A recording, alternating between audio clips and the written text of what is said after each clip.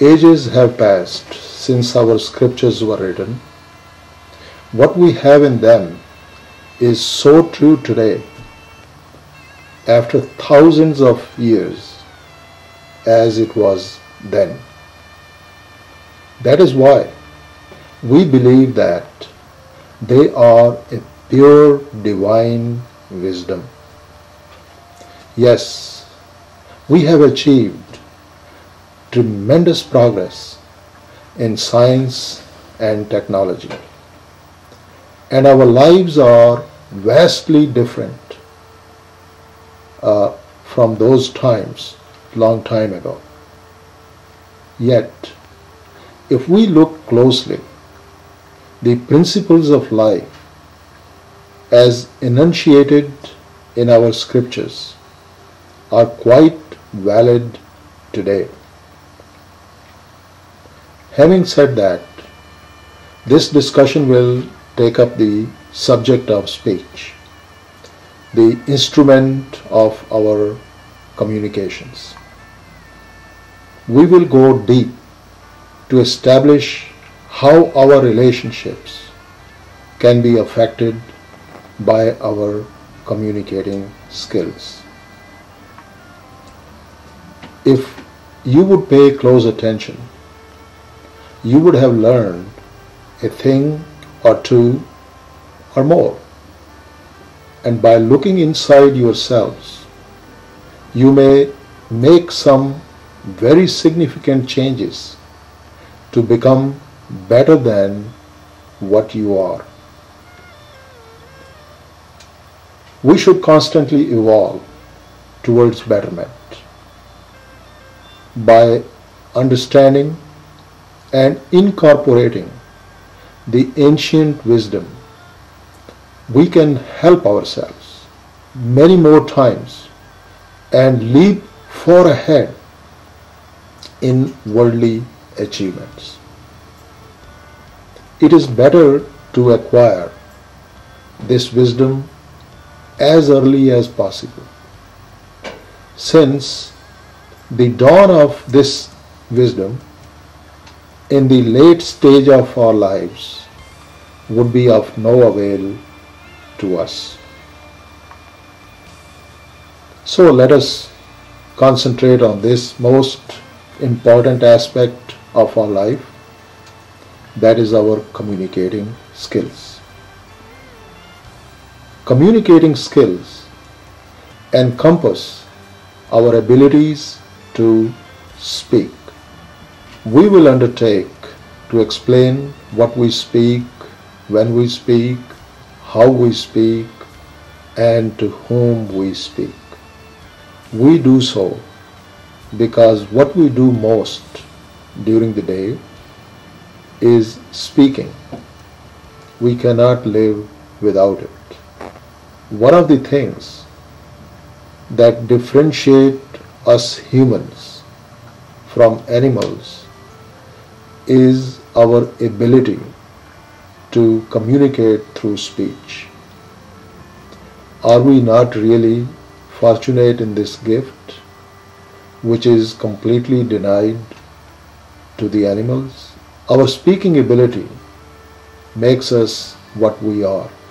A Roman writer and a poet by the name of Publius Cyrus once said, "Speech is the mirror of the soul.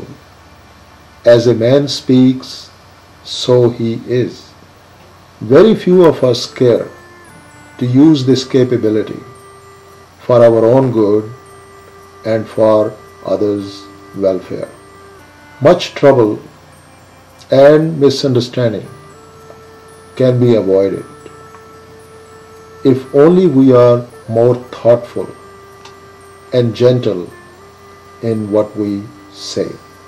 Speech is a gift of great value, since through this we can express thoughts and ideas which can be shared with others. If we are not careful with our words, we can land in trouble big time. If the tongue is allowed to become unruly. It can play havoc. You can appreciate the fact that all of the squabbles between the families and the strife between the nations today is as a result of harsh and slanderous speech.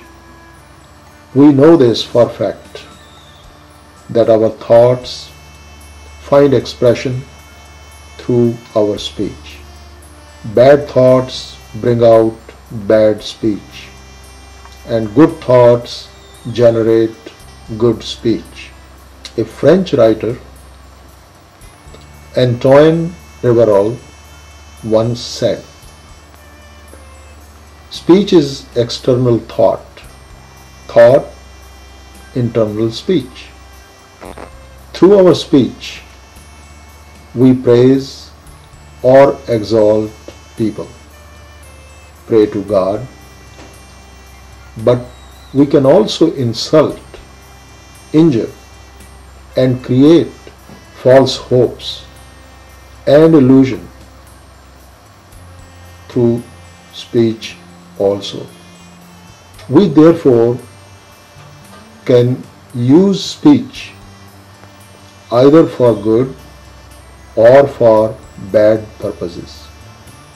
Good thoughts are therefore very important for us to develop the habit of speaking well all the time. On the subject of thoughts, the Buddha said, "We are shaped by our thoughts. We become what we think. When the mind is pure, joy follows like a shadow that never leaves." So here is a great mantra for perpetual joy and happiness. Cultivate good thoughts and stay happy forever. In our day-to-day life, we spend more time in communicating than in any other activities. Our personalities are judged and perceived by others based on how we speak. Great care is therefore needed to interact with other people while we are at work, home, or in any other community settings. This being so, because it is not only what we say and how we say, but how it is heard and understood by our audience. The uttered words can evoke different reactions from the listeners, because the listeners receive the words differently due to the difference in their thinking and understanding. There can be several factors which can make a speech either effective or ineffective. We can say a few of these as following. The speech should be timely and suitable for the occasion. The speech should be relevant to the situation. Proper and appropriate words should be used. The style of the speaker should not be overwhelming. The speech should be in accordance with the kind of the audience. Speaker's personality plays a big role. The speech should not deviate from its objective or the purpose. The speech should not be overly long. We will shed light on these factors a bit later, so as to make it clear that how they have the bearing over the effectiveness of the speech. Speech is extremely important aspect of our life. We must bring this to everyone's attention, that our life functions on three pillars, and speech is one of them. The other two are body and mind. Our ancient scriptures are full of references to these three pillars of life: body, speech, and mind. We will address several aspects of speaking in the coming segments so that we can use this most precious God-given blessing to us in the most beneficial way.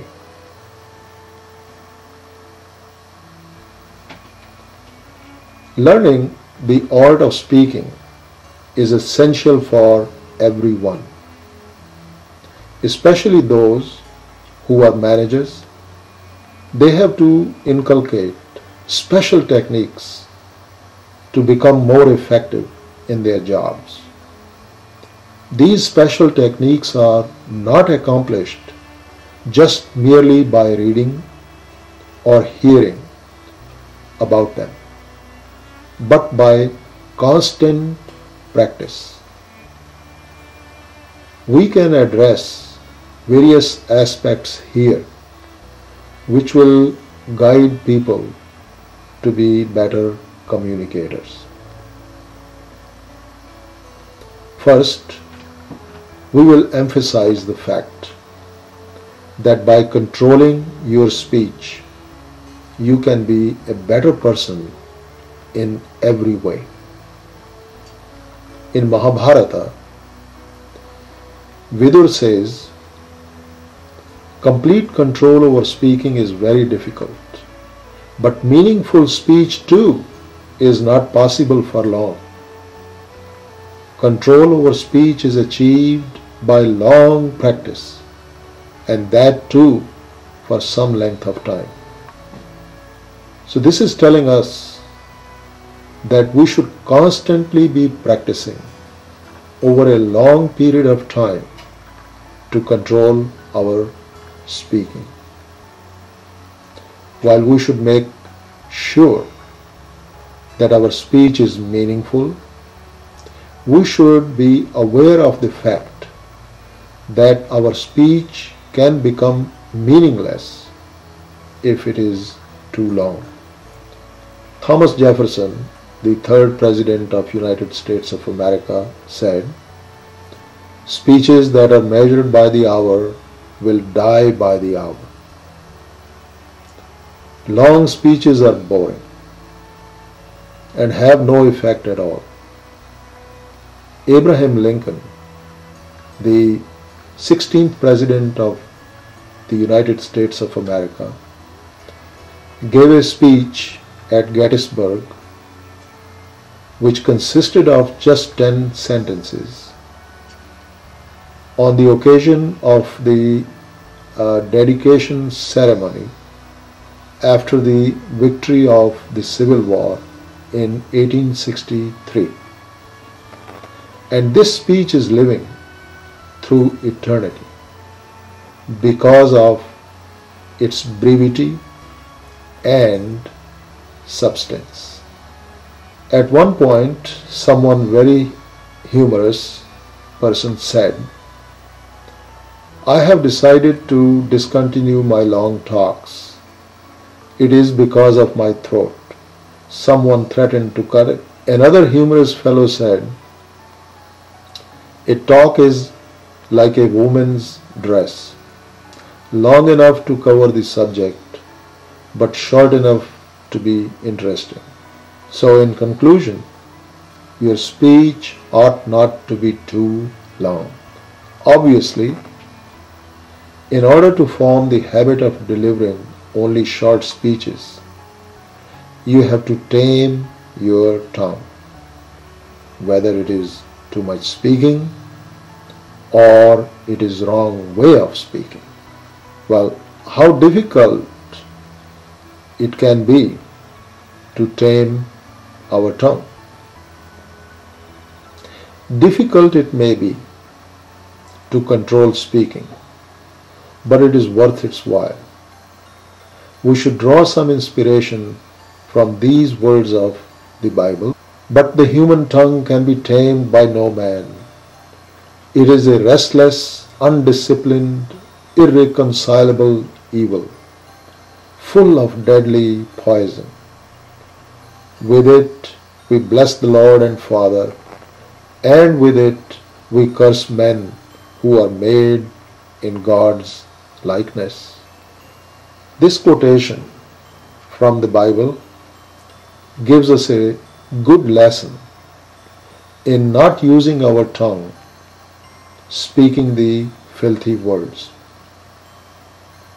We do use it to speak words of praise to the Lord.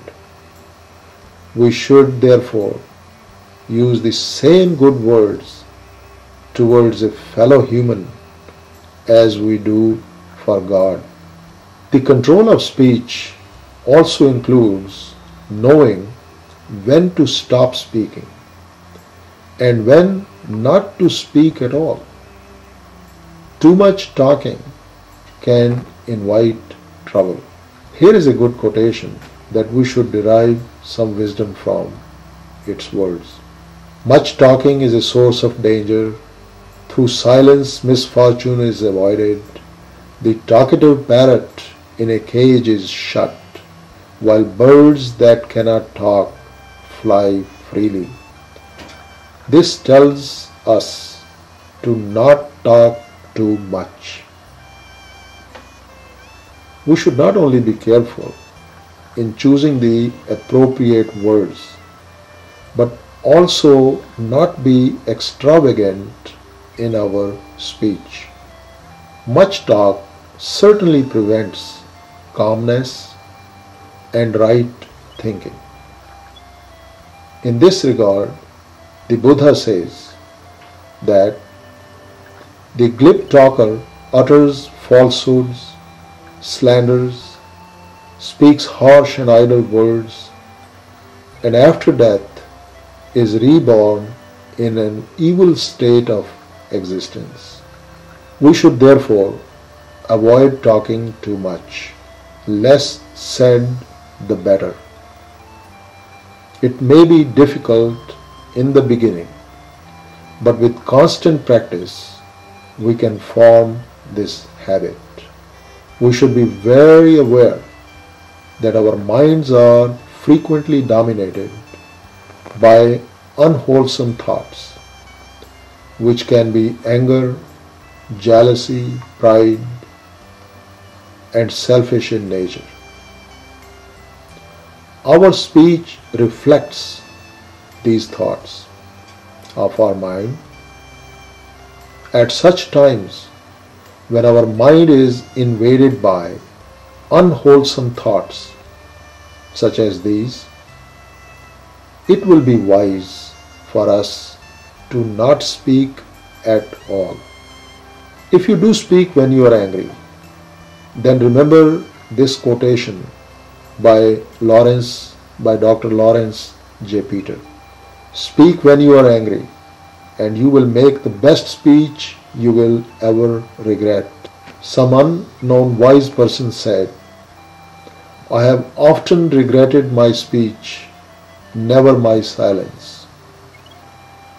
Therefore, under certain circumstances, silence is golden.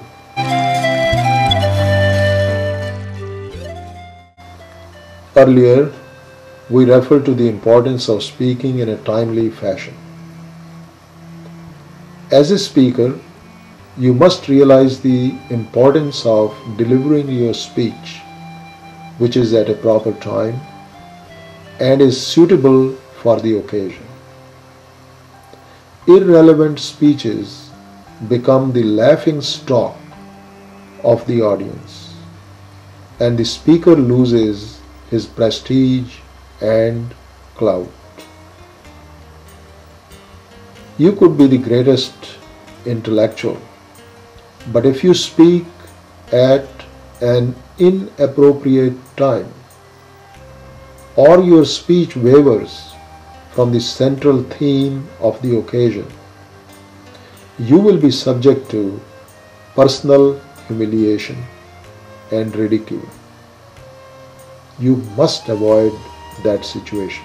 In a very valid and appropriate verse in Mahabharata, Rishi Vidur says, if even Brahaspati, the guru of the Devtas, speaks at an inappropriate time, he will be insulted and his intellect shall not be cared for.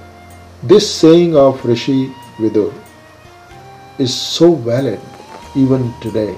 There have been many well-known examples which validate the fact that the speakers who spoke inappropriately or their remarks did not bode well for the occasion had to eat the humble pie.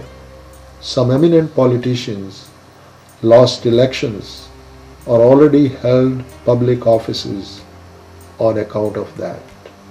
Speaking at the right time is so important that even if the truth is spoken at the wrong time, it will have adverse results.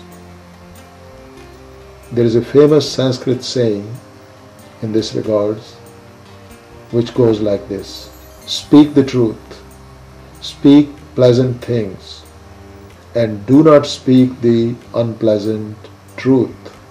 This verse clearly alludes to the dangers if an unpleasant truth is spoken. The wisdom therefore lies in deciding to remain quiet on inopportune moments. So we understand that our speech should be timely and suitable for the occasion, unless we want to risk our reputation and prestige. We must also pay attention to our choice of words and its language. We all can appreciate the fact that the same thing can be said in several different ways. We have to be really very careful, especially when we are speaking about sensitive issues. We all have experienced at times that we are driven to those speakers who use pleasant and sweet language. So we know that how effective it can be to speak in a sweet manner.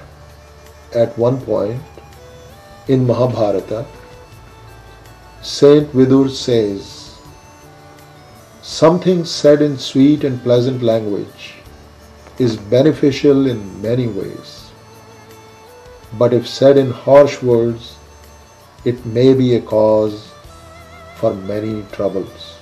Call a blind man Surdasji, and it may not sound harsh or bad, but if you call him Andha, it will be considered as an insult and thus will not be taken kindly. It may not be out of context to bring up those wonderful words from the Buddha. Pleasant speech is sweet as honey. Truthful speech is beautiful like a flower. And wrong speech is unwholesome like filth. Harsh words can cause injury inside the heart of the listener. As it is said, that the word is mightier than the sword. It is quite true, because the injury caused by sword may heal in time, but the injury caused by words never heals. Once again, it is said in Mahabharata, pierced by arrows and cut by axe, the jungle becomes green once again. But the injury caused by harsh words is so serious that it does not heal up. The injury caused by words can be called as verbal injury. It has been usually seen that the spoken words can cause such deep injury that the listener is not able to tolerate. Possibly, he may retaliate with vengeance and may resort to extreme steps. Managers have to be extra careful with their subordinates when communicating with them. Some of these statements could be termed as killer statements. For example, if a manager says to his subordinate, "You are a useless person," or "You better talk sense," or "You're not capable of doing this work," then this will have an extremely bad and negative effect. The subordinate can become demoralized and thus rendered a non-performer. Good and competent managers never use such humiliating and harsh words with their subordinates. Instead, they treat them with dignity.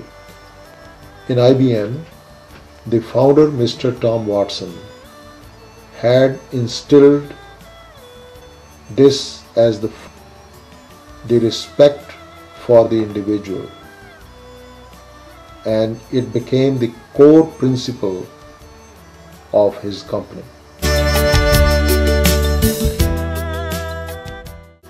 There are many times when things may not be going too good. Those are the testing times. It is at such times that many people lose their cool. But here again, our ancient wise people have left us with this very valuable advice.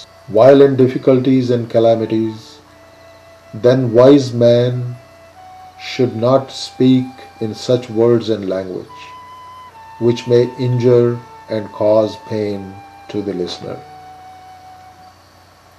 These words have come to us from Shukra, the guru of demons. Adverse situations challenge the grit and makeup of a strong and a wise man. Only the disciplined and wise ones can maintain their poise in abnormal conditions. This discipline comes with awareness and practice and cannot be achieved overnight. As good employees and managers, you may resolve that from here on you will continue to practice maintaining the balance and equilibrium of your mind in trying times. Those who would have practiced sufficiently in due time will stand like an immovable rock in the face of the adversities. We must therefore have firm resolve not to cause verbal injury to anyone. If we want to know what verbal injury is, we may turn to Kautilya, who said these words in his Artha Shastra. Defamation, vilification, and threat constitute verbal injury. These are three types which make up for the verbal injury. Defamation can be related to bad remarks about body, character, knowledge and learning, profession and country, etc. Vilification may be in relation to sarcastic remarks such as about leprosy, madness, impotence, and false praise, etc. Threat can be expressed in such words as, I shall see you. Our ancient gurus have not only cautioned us about the verbal injuries, but even have gone to the extent of prescribing punishments in the form of fines if someone resorts to such speech. Let us ponder over the wise words of Shukra. Harsh and injurious words should not be spoken, or severe punishment may not be given even to the members of the family. Even the closer ones, like wife and children, cannot tolerate insulting and humiliating language. How can others, like neighbors, friends, and subordinates, be expected to listen and tolerate such language? By paying attention to such timeless wisdom, we will certainly avoid a lot of trouble for ourselves too. Shukra has been repeatedly very explicit when he said, abusive and obscene words or phrases, idle talk and boasting, which cause trouble and destruction, should not be spoken. The good and prudent people refrain from speaking undesirable words. One should please everyone with sweet words. The person giving wealth may be the richest one, but by harsh words he causes pain and injury and thus does great harm to others. People who are in position of great wealth and power have to learn this great lesson of practicing the art of sweet speech, because wealth and power can have corrupting effects and they elevate one's ego and pride. Such people cannot be immune from censure if they continue to be domineering and harsh in their speech. In Mahabharata, this idea is reinforced by these words. The spoken words should be full of feelings of love and compassion for all the living beings and sound pleasant to the listener. Speaking of feelings of love, Shukra says that even animals can be controlled by feeding love and sweet words. So we know the magic of soft and sweet words. Let us bring this magic in our lives and start living a very happy life. We can sum up this discussion by quoting Chinese master Xing Yun. Guard against the 4 verbal transgressions. Frequently use encouraging speech. Honestly admit your own mistakes, and in these ways you will attain the supreme voice. Please note that the 4 verbal transgressions are lying, defaming others, speaking offensive words, and engaging in frivolous conversations. We sincerely hope that you will embark upon life of happiness by turning a new leaf of endearing speech. Thank you.